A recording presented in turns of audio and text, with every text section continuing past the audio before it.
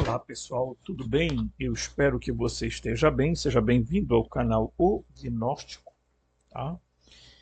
Esse canal aqui estuda a gnose cristã à luz de alguns outros princípios, tá? Você dificilmente vai encontrar um canal semelhante a esse, tá?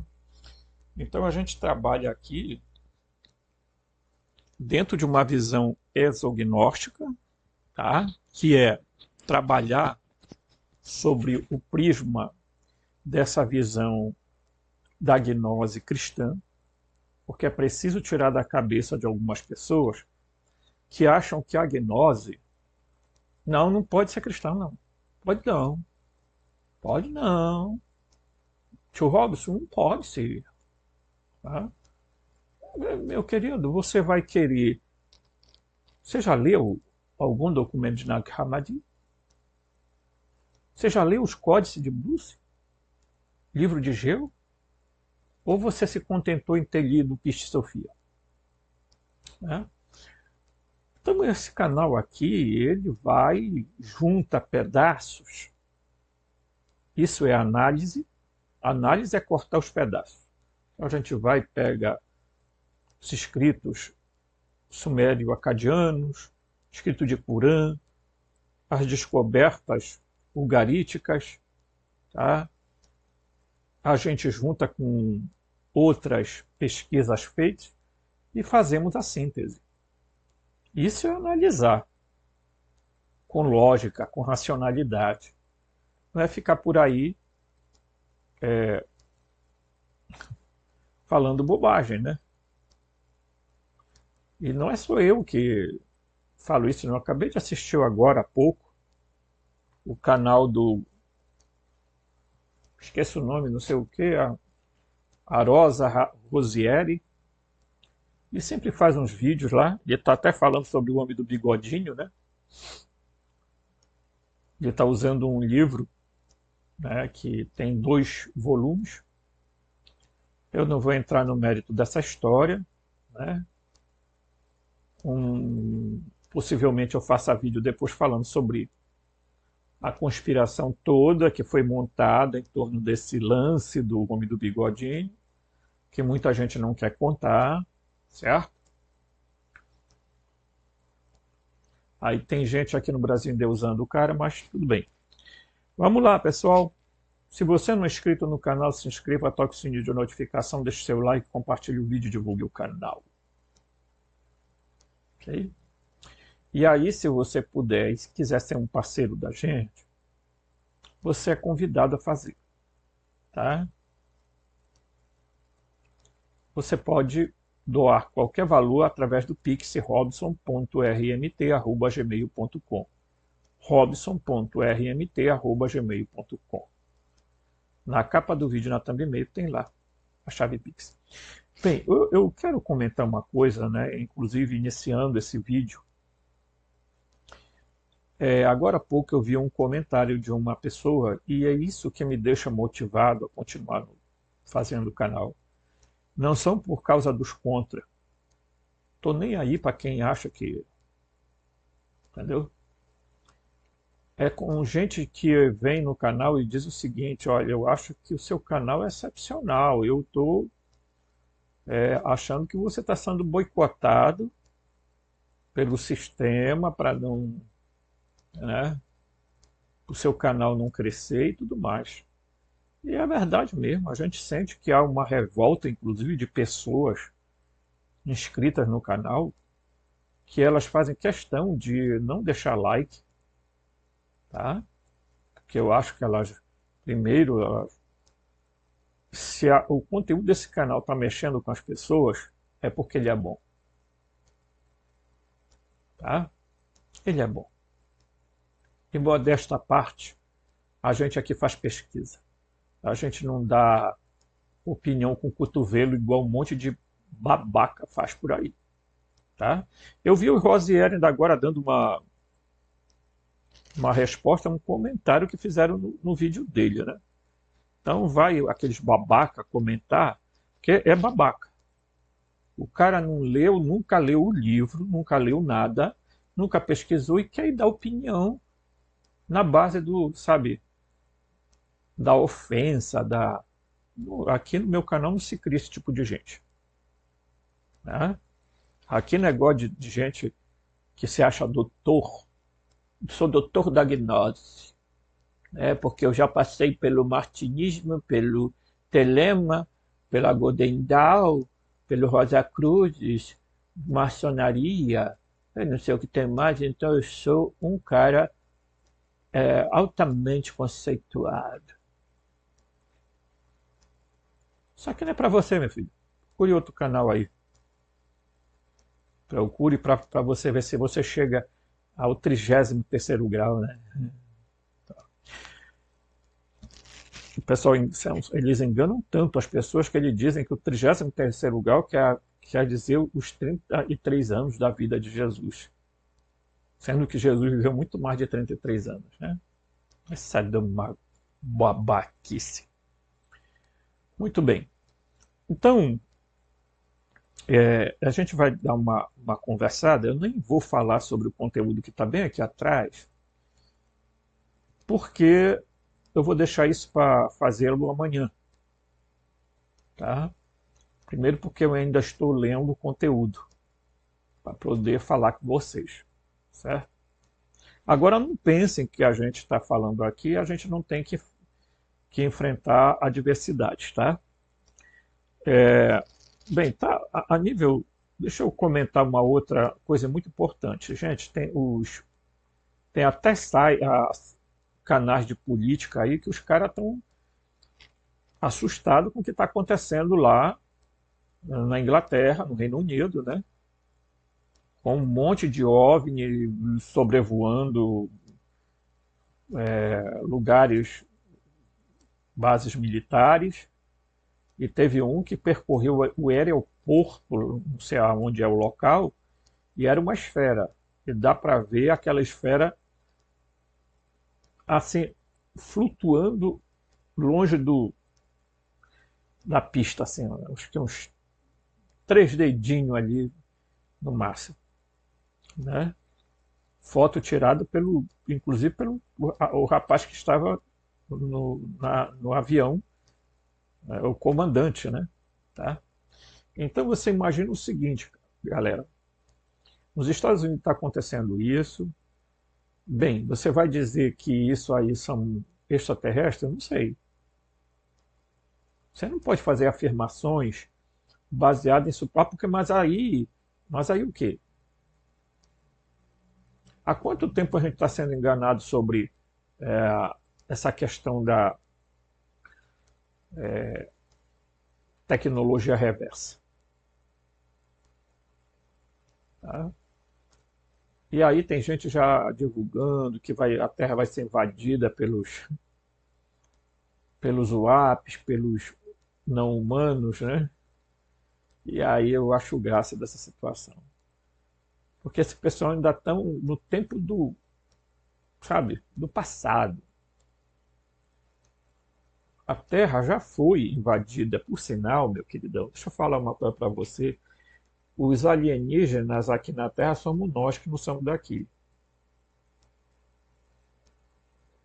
Sai fora desse papo de que essa Terra aqui foi criada para os humanos reinarem. Oh, o Deus da Bíblia disse que vocês sejam senhores sobre os peixes do mar, sobre as águas do céu, sobre os céus. Nossa. Você acredita que nós somos prisioneiros, né? Nós estamos na Matrix. Você acha que esses seres estão dando uma voltinha aqui na Terra? Começou agora? Hum? Os criptoterrestres existem aqui há muito tempo. Suas bases, como diz o artigo lá de Harvard, estão na Terra, dentro da Terra, estão nas profundezas do mar, e eles citam ainda uma provável na Lua. Mas, tá? Então, antes de mais nada, antes da pessoa. Nossa, eu queria falar, tio Robson, porque eu não acredito nessas coisas e tal. Bem, Isso é um problema seu que até porque eu não discuto crença, tá? Eu sempre digo que aqui no canal é o seguinte: tem gente aqui que acha que a Terra é redonda e gira a 1.666 quilômetros. Eu respeito. Tem gente que acha que a Terra é quadrada, o outro acha que a Terra é infinita, outros acham que a Terra é oca. Então aqui há lugar para todo mundo, tá? Muito bem. Eu não vou explicar esse conteúdo aqui, tá? Já falei. Conteúdo eu vou explicar amanhã com toda tranquilidade. Ela já vai começar, né? Estou com um problema com essa câmera, tá, gente? Ela tem inteligência artificial e ela resolve decidir que quer dar foco em mim. Ah, ela adora focalizar. Muito bem. Vamos pegar um textozinho aqui, tá? Texto para a gente ler, né? Os primórdios de Aldabaoth, o nosso Criador. E ele vai ter como base esse artigo desse escritor no Apócrifo de João, ou Gnose de João, que tem à venda na Garbalux, na editora Garbalux, mas que também você encontra lá aquele livro Biblioteca de Nag Hammadi, tá? Ou, né, que é vendido pela editora Madras, ok? Muito bem. No Apócrifo de João, ele explica o início de Aldabaoth e como as coisas chegaram ao ponto em que, então, como lemos em Gênesis, a versão que você encontrará familiar na igreja, que você já foi, claro, uma igreja, né? Então você poderia chamá-la de história pré-Gênesis, onde Cristo explica a João, por meio de revelação, como Aldabaoth criou uma espécie de versão sombria, tá, do lugar onde ele veio. Ô, papai, fala isso não, tio Rolls. Né? Então, logo de início de conversa, prestem bem atenção. Os gnósticos não estão contando a história depois que a Terra é criada. Eles vão além da Bíblia, que a Bíblia começa com a criação da Terra. Eles vão lá atrás e dizem quem criou o quê? Quem é o Criador? Ok? Primeiro que a própria Bíblia, gente, não é um livro que fale de Deus. Não nesse sentido de Deus como a gente entende. Tá? Se Deus da Bíblia é tudo menos Deus. Tire da sua cabeça isso aí. Tá? Certo? Então, tem umas coisas aí, gente, que você vai perceber como é que se juntam os pedaços da história contada lá na Suméria, com a história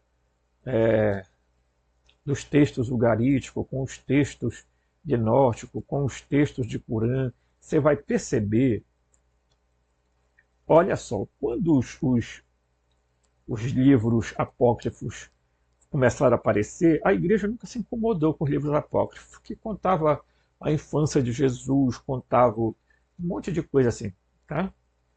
Mas quando foi descoberto os livros gnósticos de Nag Hammadi, a igreja ficou preocupada. Por quê? Porque, né, cara? Porque resolveram, os gnósticos foram lá e tiraram o véu. Fizeram a revelação. Isso se chama Apocalipse. Tirar o véu.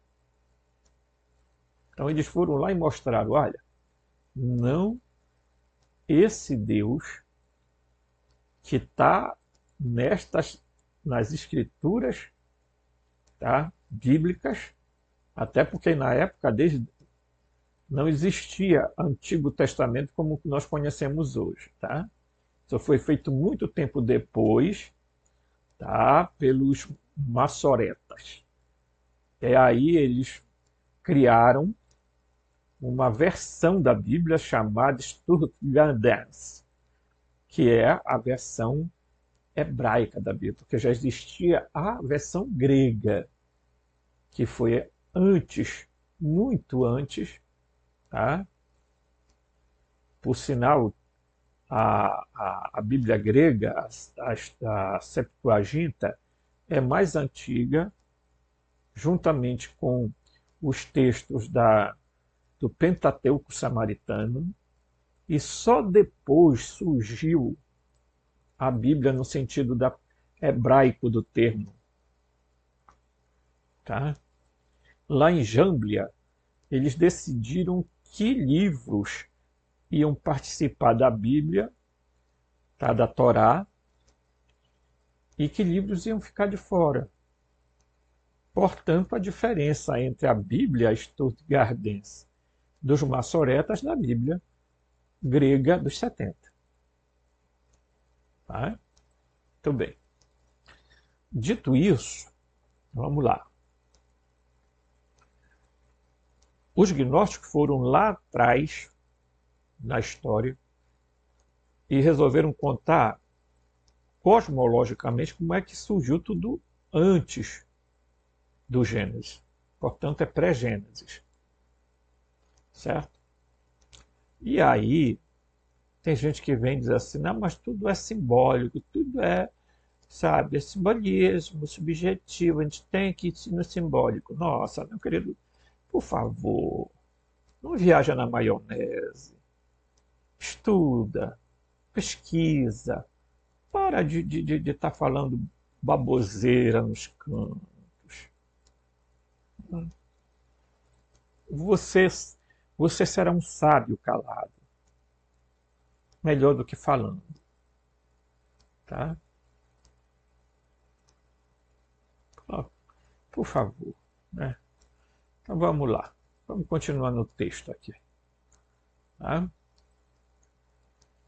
Então, o Yaldabaoth, ele é claro aqui no texto, ele diz assim, ele criou uma versão, tá?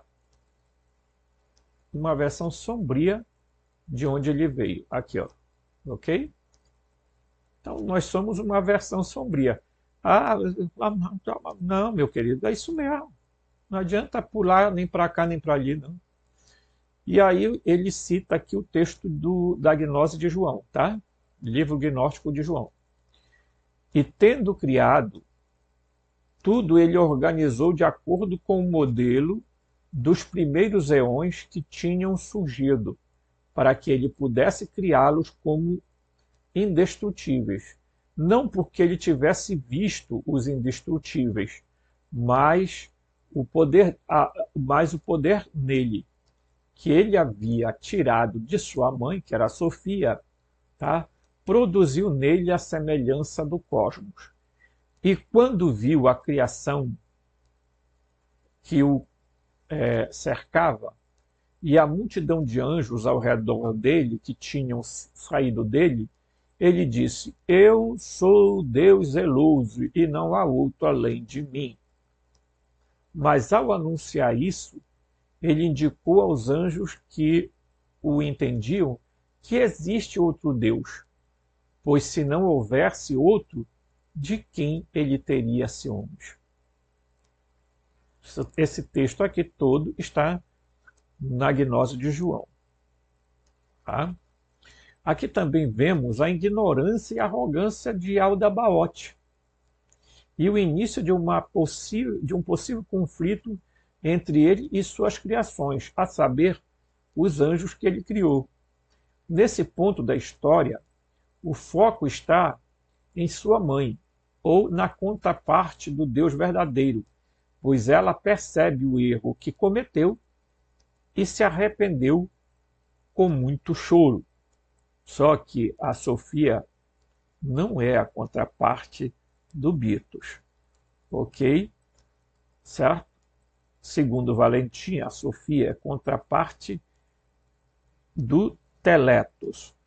E alguns escritos, a Sofia é contraparte de Cristo. Tá?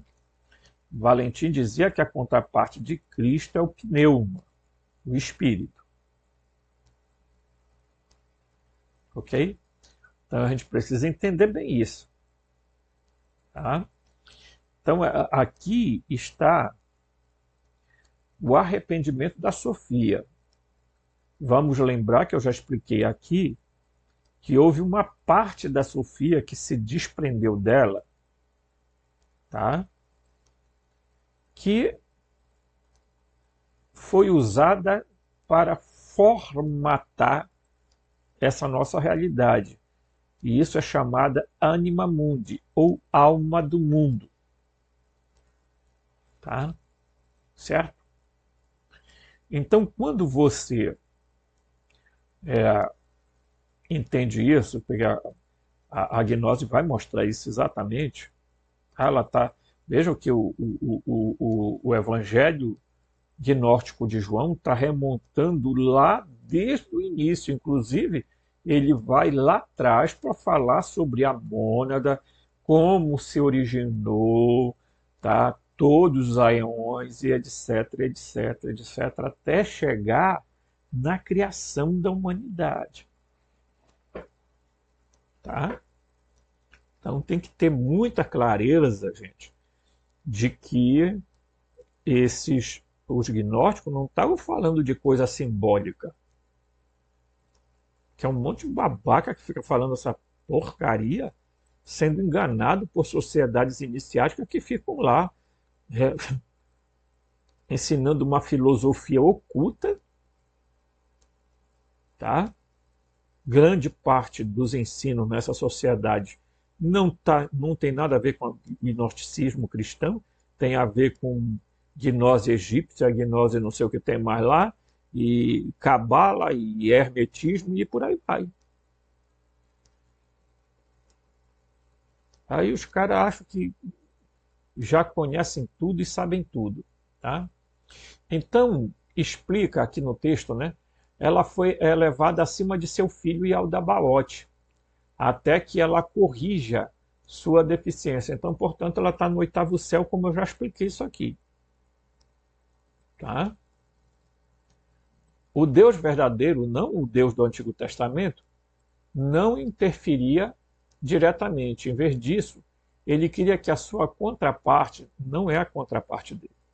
Que ele está confundindo a Sofia, vamos dizer assim, a Barbelô, a Sige, que é a mãe, ela muitas vezes é chamada de Sofia Superior.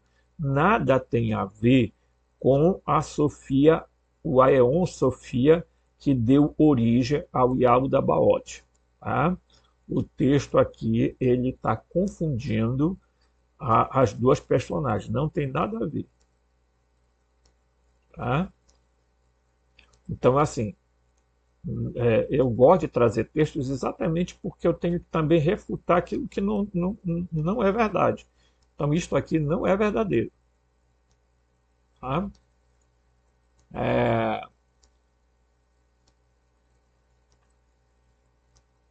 Ele queria que sua contraparte consertasse o próprio problema, mas não é a contraparte dele.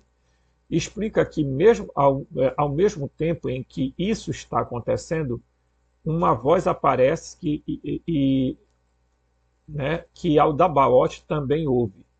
Em seu estado de ignorância, não percebe que roubou um poder de sua mãe. Esse poder é algo que, uma vez que ele perde, ele tenta de tudo para recuperá-lo até, né, mesmo até hoje, por meio de nós. Tá? Em uma voz surgiu do exaltado Eoncel, dizendo: o homem existe e o filho do homem, tá? E o filho do homem. E o arconte-chefe, Yaldabaoth, ouviu isso. Pensou que a voz tinha vindo de sua mãe. Ele não sabia aonde vinha. E ele os ensinou a Santa Perfeita Mãe Pai. Tá? E ele os ensinou a Santa Perfeita Mãe Pai. A presciência completa, né? Certo? Completa. Presciência completa.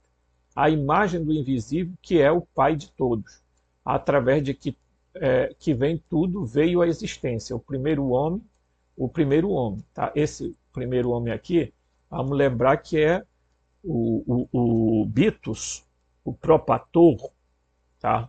O Pater, o Argê, ele é chamado também de primeiro homem, tá? Pois ele revelou sua semelhança em uma forma humana, certo? E todo o Aeon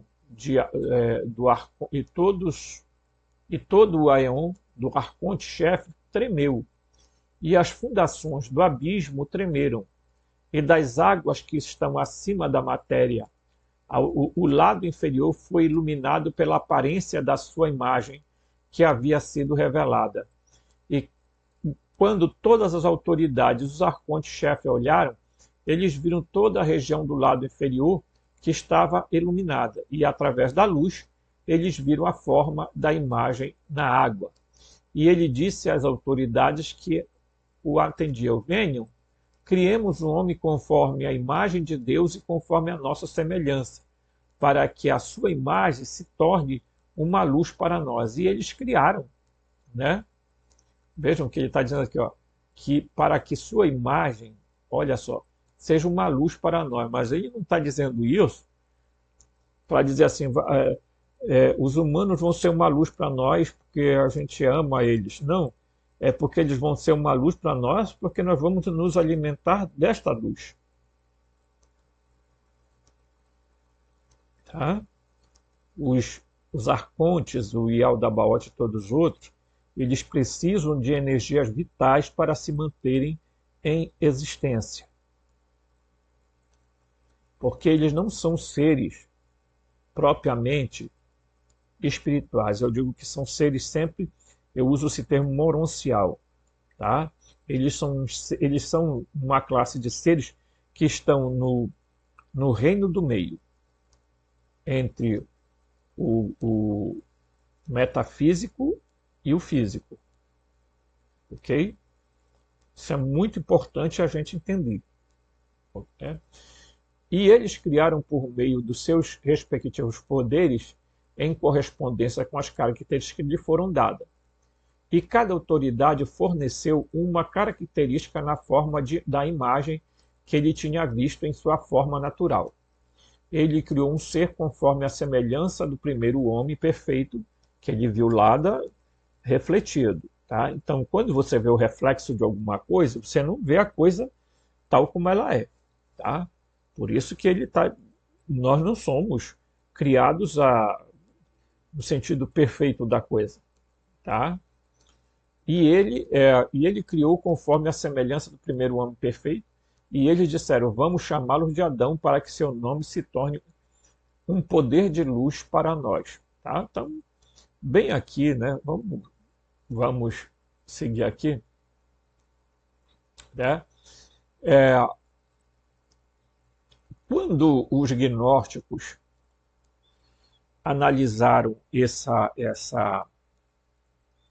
esses textos, gente, é preciso a gente entender isso também, né? Eles automaticamente entraram em choque com o quê? Eles entraram em choque com aquele grupo de pessoas que eram raça eleita, raça santa, nação escolhida e etc. Mas vamos lembrar que os gnósticos cristãos eram judeus, na sua maioria judeus de língua helênica.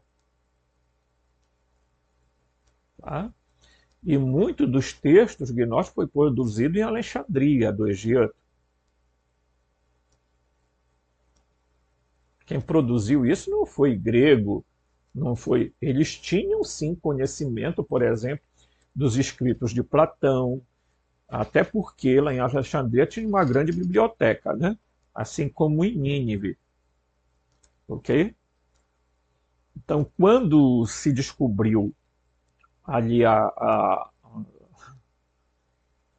eles procuraram queimar logo a de Alexandria, né, que são espertos, galera do globalismo, foram lá e disseram: bora apagar logo a história, porque senão, meu irmão, eles vão descobrir tudo sobre como é que funciona essa jossa dessa terra, que tudo aqui é é um holograma, uma matrix, isso num sentido muito tecnológico, gente. A Terra ela foi tecnologicamente produzida. Não pense que foi assim, ó, um Deus poderoso chegou e disse, faça-se a luz, e a luz existiu. Gente, isso aí é conto de fim de ano de Natal. Tá? Isso aqui foi tudo perfeitamente feito. Né? Quando você estuda, por exemplo, os livros do Mauro Briguino, não tem em português, lamentavelmente, eu não sei por que as editoras brasileiras têm medo de publicar o livro deles, eu não sei porque. Se eu tivesse condições financeiras, eu produzia esses livros dele, eu editava os livros dele. Entendeu? Porque eu acho que a gente está perdendo um tesouro enorme do que esse homem está ensinando. Ele, o Paul Wallis, tá?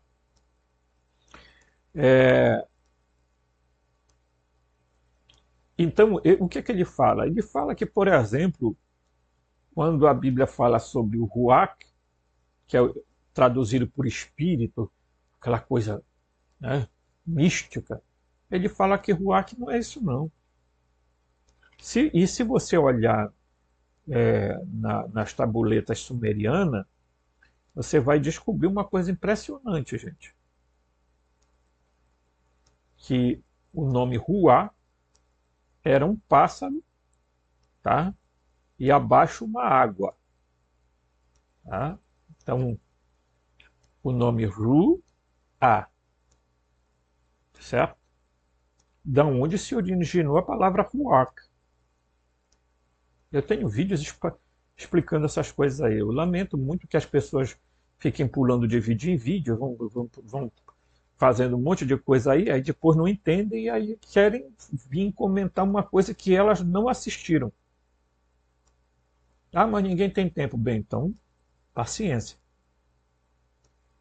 Se você não tirar tempo para você estudar, aí paciência. Lamento, mas não posso ficar fazendo ripitota de assunto porque alguém não deu conta disso. Tá? Às vezes as pessoas usam todo tipo de subterfúgio para tentar escapar da coisa do aprendizado. Sabe o que? Ah, porque os vídeos são muito grandes. Nossa, e elas passam 3 horas de tempo, 4 horas de tempo olhando o negócio de porcaria de TV e não reclamam. Né? Ah, mas é mais atraente a televisão. Suas aulas aí, não é atraente, é muito cansativa. Claro, eu sou professor, estudo pedagogia, lamento, mas a escola é assim. Tá? A escola moderna, que lamentavelmente eu estou me formando ainda em pedagogia, parei de estudar, porque é claro, como é que você estuda sem dinheiro, né? Então, assim, o que eu posso garantir a vocês é que aqui a gente tem metodologia para tentar ajudar você a compreender, mas antes, a gente não faz, aqui ninguém faz milagre, aqui até milagre não existe também. Tá? Então, os gnósticos, quando eles começaram a falar sobre determinados fatos, não é fato simbólico. Tá? Eu vou dar um exemplo, mas aí você vai dizer, bem, mas como é que eles sabiam que aconteceu a mônada gerou o Bito, gerou a Barbelô, gerou o autogerado, gerou não sei quem, papapá, eles estavam lá vendo? Não. Eles estão narrando algo que Jesus contou para eles. O verdadeiro Jesus, tá? O verdadeiro Jesus, não o Jesus lá tá? O Emanuel, ok? O Emanuel lá, isso mesmo, tá? Foi ele que estava ensinando. Não é que os gnósticos foram lá atrás e viram. Não, os livros gnósticos começaram a surgir no primeiro, no segundo, terceiro século, quarto século do cristianismo. Então eles tiveram aulas com um mestre deles chamado Jesus. Então foi ele que falou dessas coisas de lá e evidente que ele teve que usar uma linguagem bem tá? Senão eles não iam entender. Imagina Jesus dizendo para eles: olha, é o seguinte, lá é um mundo, é, eu cheguei aqui pelo um método artificial, tecnologicamente nós somos mais avançados que vocês, tá? Nossa, como é que ele ia fazer isso? Só para vocês terem uma ideia, quando eles começam a descrever Jesus no Evangelho de Filipe, no Evangelho de Tomé, aí eles começam a dizer assim: bem, ele apareceu no meio de uma grande luz, ora ele ficava como uma criança, ora ele ficava como um idoso, ora ele mudava de coisa. Você acha que isso é o quê? Alucinação? Não, isso é tecnologia. Marcion de Sinop, que era um doceta, acreditava verdadeiramente que Jesus não tinha corpo físico, que era um corpo aparente. Bem, um corpo que se materializava e desmaterializava, convenhamos, né? Porque quando ele aparece lá no cenáculo, lá para os 12 que o Tomé não está, quando o Tomé chega, o Tomé, é o Tomé, aqui a gente chama Tomé mesmo. O Tomé diz para ele: bem, eu só vou acreditar se eu tocar nele. E ele permite Tomé tocar. Tá? Toca aqui no meu lado, toca nas minhas feridas. E aí o Tomé resolve fazer uma declaração que contém duas palavras: meu Senhor, meu Kyrios, então, portanto, meu Adon, em hebraico, Adonai, e meu Deus, ou o que? O meu Elohim, ou meu El, em hebraico, ou meu Theos, Theos, não Theoi. Theoi é plural, tá? De Theou, né? De Theos. Então ele faz uma declaração bombástica, tá? Aí você vai dizer assim: bem, mas ele estava dizendo o quê? Que Jesus era um meu Senhor, um Adon, tá? E meu Deus, por causa de um título. Bem, você está diante de um meu filhote aqui, filhinha, ou seja lá como for, presta atenção, você está diante de algo desconhecido, de algo que você não consegue explicar. Você vai chamar isso de quê?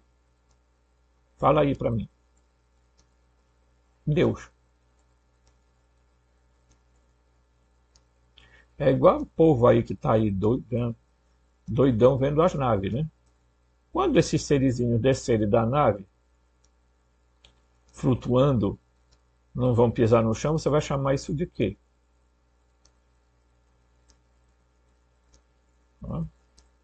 Então, há coisas que eles não tinham como escrever de outra forma a não ser aquela. Eu acho um absurdo as pessoas dizerem que é tudo simbólico para enganar um monte de trouxa. Não, eles não estavam falando de simbolismo, eles estavam descrevendo o que a linguagem do momento.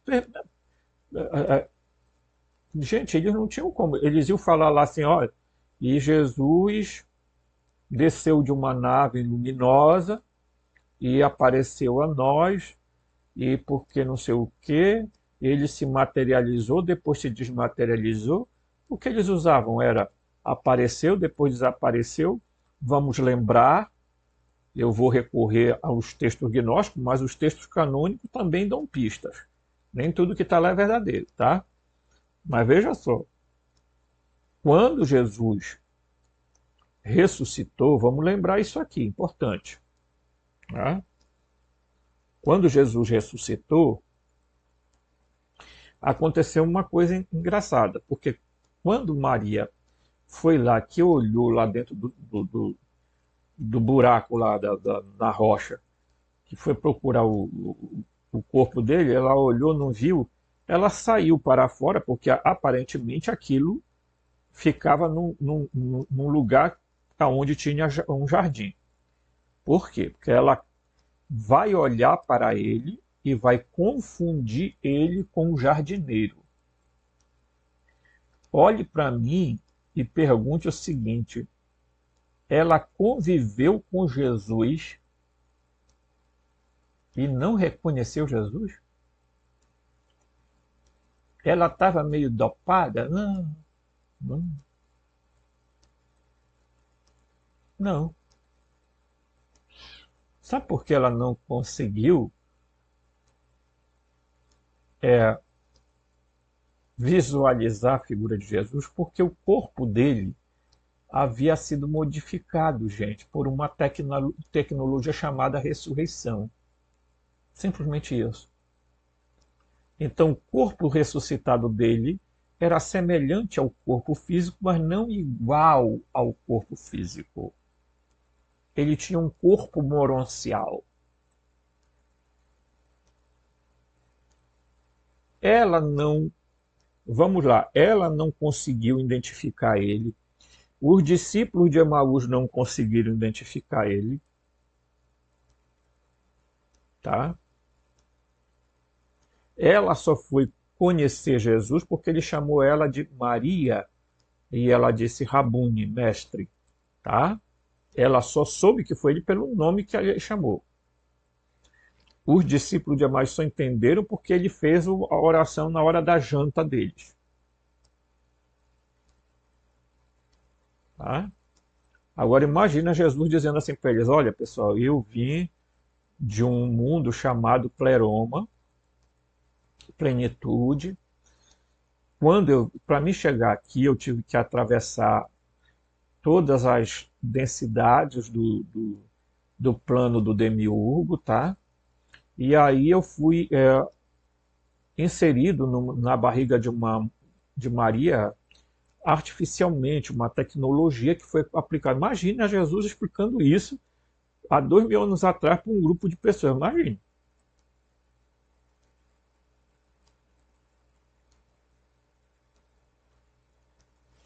Tá? Eu acho engraçado as pessoas acharem que, por exemplo, as tabuletas da Suméria, tem gente que, meu Deus do céu, dá um crédito tremendo aos tabuletas da Suméria, não é verdade? É. Mas vocês acham mesmo que os Anunnaki, que são os mesmos Elohim, os mesmos Arcontes, ensinaram lá para eles tudo? Eles contaram parte do que eles queriam contar, né, pessoal? Hum. Primeiro eles disseram assim, olha, nós chegamos numa nave, o Alalu chegou primeiro aqui, e aí vamos estar. Porque era o que era possível ser entendido no momento. Estamos no século XXI, aonde já existe inteligência artificial nas câmeras. E tem gente que não consegue entender as coisas. E por não entender, começa a fantasiar, a criar alegoria. Nós temos que fazer uma leitura alegórica dos textos gnósticos. Então você está perdido, meu querido. O gnosticismo só vai fazer sentido se você fugir dessa porcaria de misticismo. Se você não fugir dessa porcaria, você vai ficar aprisionado como você ficou aprisionado a várias religiões por onde você passou. Eu só passei por duas. Então, certo? Simples assim. Amanhã, inclusive, no vídeo que eu vou explicar o que está aqui atrás no quadro, vocês vão entender algumas coisitas. Tá? Porque eu gosto realmente de ser profundo nas coisas que a gente aborda aqui, meu amigo. Tá? Então, eu vou. Tá? Aqui ele vai continuar narrando. Tá? Aqui, né, cada aspecto da criação ele vai narrar aqui, mas eu vou pular aqui para um outro texto. Tá? E diz assim: é confuso porque esses deuses antigos do mundo permitiram que alguém como Jesus Cristo, prestem bem atenção no que ele vai dizer aqui, tá? Como Jesus Cristo, abalasse seu controle absoluto sobre a humanidade. O que é? Jesus abalou tá? O controle desses seres, tá? Sobre a humanidade. Está aqui, ó. Tá? Aqui mudou a câmera, tá? Ei, mudou a câmera, tá? A câmera, se você vê que a diferença de imagem é terrível, né, gente? Aí eu tenho que tirar a câmera aqui e colocar de volta aqui, porque senão ela não vai aparecer. Mas tá tudo bem, né, tio Robson? O senhor é legal, tio Robson, né? O senhor vai ganhar um presente de fim de ano, de Natal, né? Teve um pessoal aí que vão me dar de presente os 3 livros que faltam lá da Garbalux, né, do Gnosticismo. Se vocês me derem de presente, eu vou ficar muito alegre, tá? Se vocês querem ver eu alegre, me deem livros para ler, gente, tá? Façam isso. Se não derem um livro, digam assim, tio Robson, nós vimos o preço, lá está aí, a gente está enviando, o senhor faça o pedido para o senhor. Opa, aí também vou me alegrar, tá? Mas diz assim, Jesus Cristo, né, abalasse o controle absoluto sobre a humanidade. Por que que Jesus morreu? Por que que Jesus sofreu? Por que que Jesus foi perseguido? Pela, não, quem matou Jesus foi Roma a- com o apoio do judaíta, sim, tá? Mas quem era que estava por trás de tudo isso? Mas apenas lermos nas entrelinhas, sua estratégia tortuosa nos surpreende com seu brilhantismo minador. Em poucos anos, Jesus virou o ensino opressivo do Antigo Testamento de cabeça para baixo e mudou completamente a maneira como os humanos deveriam lidar com suas necessidades e sua própria humanidade. Ele era filho de Deus? Claro que era. Mas agora que sabemos quem é realmente o Deus do Antigo Testamento, tá? A identidade de Jesus expõe uma trama, tá? Totalmente nova na armadilha da humanidade. Então, tem uns maluquetes aí que começam a dizer: ah, Jesus é filho, tio Robson de Javé. Não, não é filho de Javé, tá? Não, definitivamente tire isso da cabeça. Não, ele não era filho de Javé e aí ele começou a desobedecer o pai dele disse, bem, eu vou matar ele que é para acabar com a história. Para com isso. O Deus do Antigo Testamento, Javé, é o Yaldabaoth. Não, não é o Sabaoth. Ele também não é o Abraxás. Você vai entender quem é o Yaldabaoth. Se Yaldabaoth é o Deus do Antigo Testamento, Javé, então Javé, por quase todos os estudiosos que eu leio hoje, dizem que Javé é o mesmo Enlil, que tinha um nome também de Namur. Então, se Enlil é Javé e Javé e Aldabaoth, o que é que você acha que eles são? Uma vez eu perguntei para um rapaz, né, que tem um canal aqui no YouTube, se ele achava isso, aí ele disse, não, eu acho que não, né, que o Enlil seja Javé, até que eu concordo, mas o Yaldabaoth aí é um negócio... Mas por quê? Por falta de estudo, por falta de síntese, de análise, né?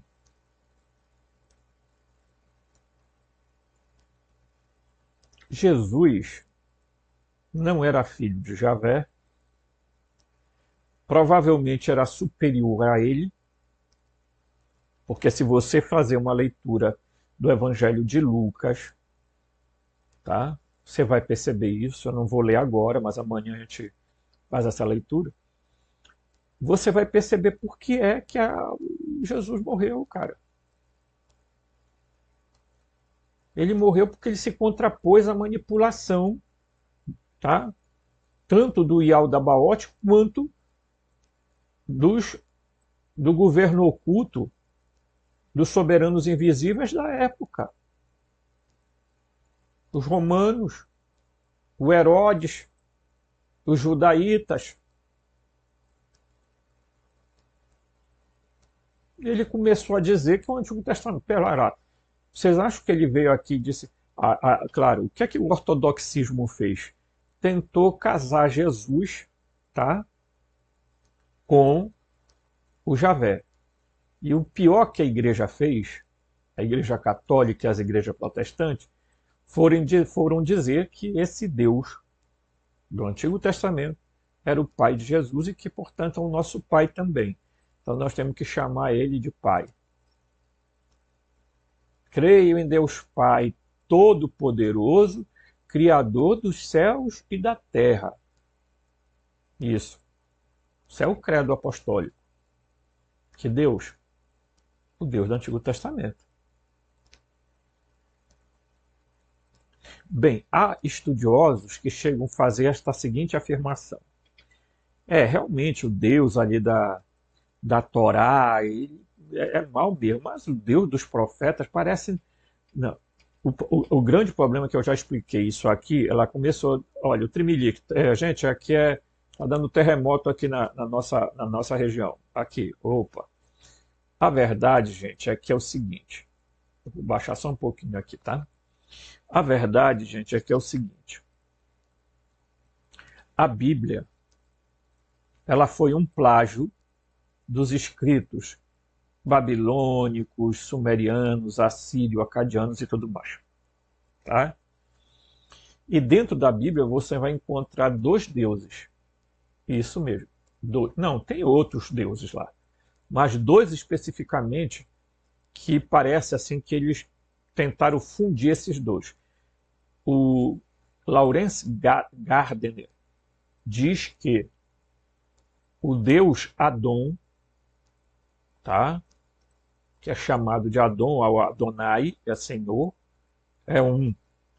E o Javé, tá? O Yaldabaoth é outro. Tá? Eu não vou me aprofundar nisso agora, mas dá para perceber na Bíblia que esse Deus ele parece ter dupla personalidade, mas não é. É que os caras na hora de... Tá? Os agiógrafos, os escribas na hora de escrever a Bíblia lá no coisa lá nossa, hoje ela está fazendo o que ela quer, que essa danada. Os escritores lá lá na como é que se diz, na Babilônia, o que é que eles fizeram? Eles pegaram simplesmente, né, e fundiram os 2, porque ela é... Certo? Fundiram os 2. E aí parece que ora ele fala uma coisa e depois faz outra. Mas se você olhar Deus dizendo que vai destruir, vai provocar um reset na Terra pelo dilúvio, aí de repente você percebe ele indo lá com Noé dizendo assim, ó, junta aí o teu pessoal, tua família, tua parentela, para a gente salvar vocês. Você está me entendendo a coisa? Na verdade, quem foi lá não foi Javé. Foi o outro Deus chamado Adon. Tá? E esses 2 personagens nada mais são de que Enlil e Enki. Os gnósticos tentaram mostrar isso através de uma outra história, tá? Em que eles apresentam o Yaldabaoth e o Abaxás, como se o Abaxás fosse uma contraparte do Yaldabaoth. Um seria a escuridão, o outro seria a luminosidade, a luz. Na verdade, serão 2 seres, né? Tal, né? Então, tem teorias por aí que não tem base nenhuma. Uma delas é dizer que o Sabaote é o Jeová, que depois se arrependeu, voltou. Pare com isso. Amanhã, quando eu for explicar aquilo que está atrás, você vai entender bacana, tá? A gente vai aprofundar isso aí. É só não perder as aulas. Se perder as aulas, meu irmão, já era. Você, quando perdeu a explicação do professor... Então, aqui, ó, Ele diz assim, é, tá. Ele tinha poderes especiais? Certamente parece que sim. Uma vez que tenhamos olhado os textos sumérios, tudo começa a fazer sentido muito claro.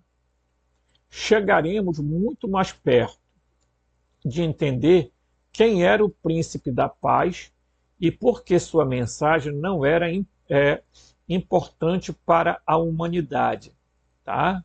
Naquele momento específico. Então vamos dar alguns passos para trás agora do príncipe da paz, né, aos atos horríveis, vingativos e bárbaros perpetuados em nome de Deus, tá, pelos homens do tempo do Antigo Testamento. O que foi dito é provavelmente bem diferente do que foi escrito. O que é lido e compreendido é certamente diferente do que foi dito no início. As tábuas antigas expuseram a verdade real. Então, gente, veja como que a gente pega o gnosticismo e a gente consegue vislumbrar isso a partir da luz dos textos sumérico-acadianos. Tá? Então você percebe que os textos sumérios mostram a briga incansável entre Enlil e Enki. O Enki tentando salvar os humanos, tá? Mas aí você vai dizer, bem, mas se o Enki criou os humanos, então ele que é o Yaldabaoth e não o Enlil. Não, mas espera lá. Não é especificamente que o Enki criou sozinho os humanos, não. Tanto que Animar, a irmã dele, também ajudou. Tanto que também o Enlil ajudou. Tá? O Enlil é o deus da tempestade, tá? Do plasma, do vento, do ar, enfim. Certo? Se você procurar os símbolos do Enlil, você vai se assustar com o que você vai descobrir. É símbolo de um monte de países e grupos específicos. Ok? Tem coisas aí que são chocantes. Quando você pega os símbolos do Enki e os atributos desse deus sumério, acadiano, você vai descobrir que muitos dos símbolos dele, muitos, não é poucos não, foram usados por Jesus e foram usados pelos cristãos primitivos. Dentre eles o peixe.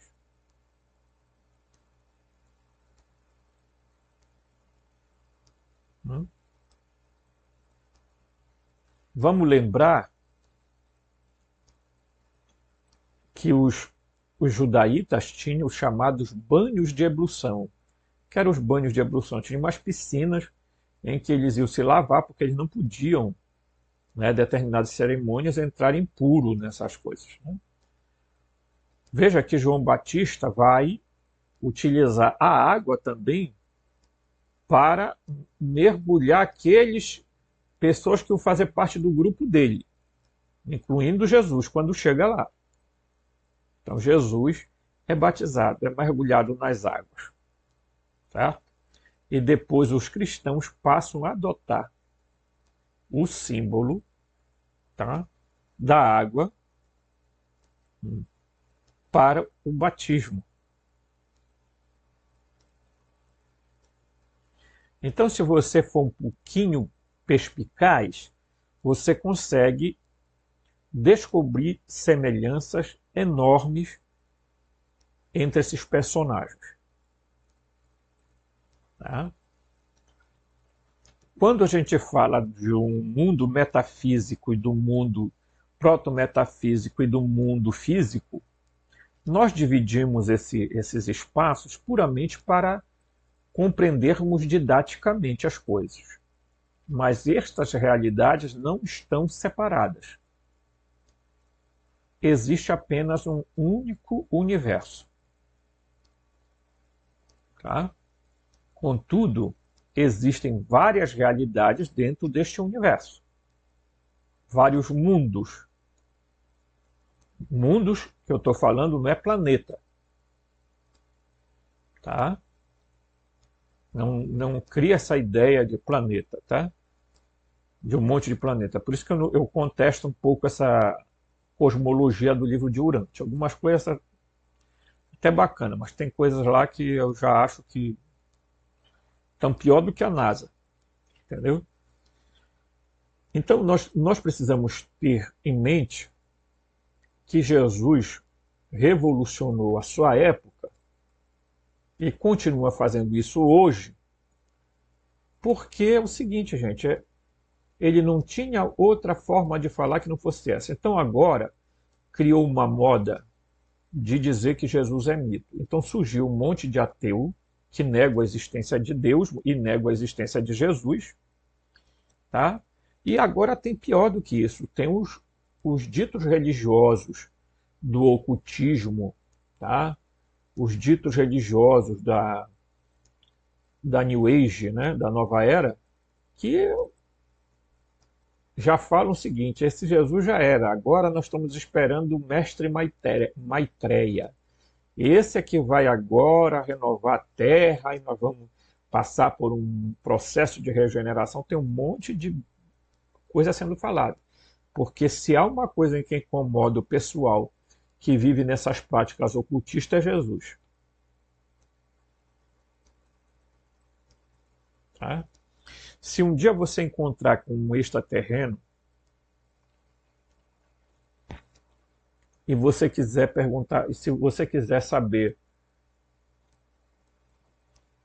qual é a origem dele, pergunte para ele assim: fale-me de Jesus. Gostaria de saber o que você poderia me dizer de Jesus. Se ele lhe falar sobre Jesus e contar para você alguma coisa sobre Jesus, pode ser que esse ser, entre aspas, seja bom. A maioria deles se negam a falar de Jesus. Tá?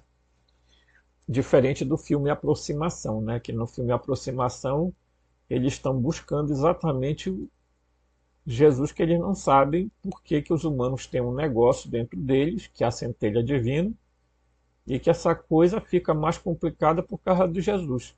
E eles chegam a dizer no filme Aproximação que Jesus é o, diríamos assim, é o centro desta unidade, da compreensão da totalidade das coisas. Mas isso, pessoal, é uma história. Tá? Os gnósticos tinham muitas coisas e falaram muitas coisas que os tolos de hoje distorcem num bendito simbolismo, alegoria e etc. Tá? Aqui no canal a gente tenta desfazer estas coisas. Forte abraço e até o próximo vídeo.